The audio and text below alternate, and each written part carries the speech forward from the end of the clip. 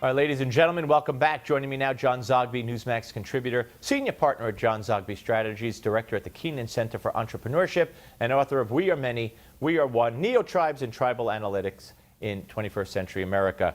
John Zogby, polling expert. How did the polls, most of them, get it so wrong?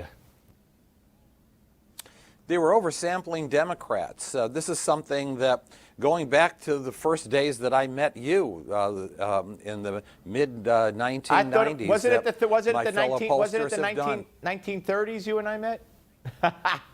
Well, actually, I didn't want to say that, though. Yeah, I'm sorry to interrupt. Go ahead.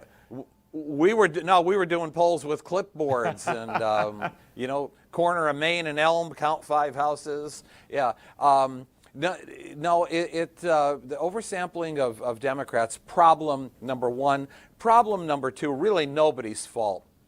Not only, the technology, but the fact that information travels so fast that many people, more people, will not have their minds made up until Election Day, frankly. And we saw that yesterday.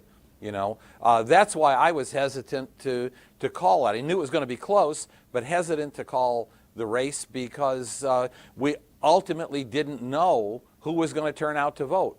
And it turns out that a lot of those folks did not turn out to vote. Record numbers for some, but there was an underperformance by Hillary Clinton among young people and among African Americans as well. Right, and we heard during the course of yesterday that record number of Hispanics in Florida, North Carolina, 100% more than the last time around. Uh-oh, this is bad news for Trump. But what happened there?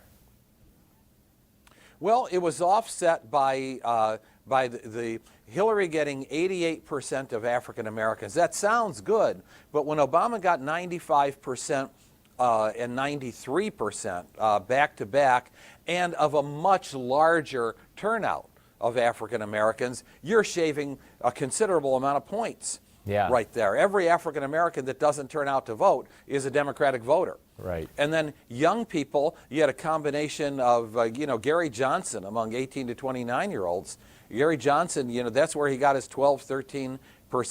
And 30 to 39-year-olds, solidly bedrock Democrat, and she only got 50% of that. She was supposed to get 65% of that group. So the polling industry survives? Democrat was. The polling industry survives? Oh, I think so, yeah.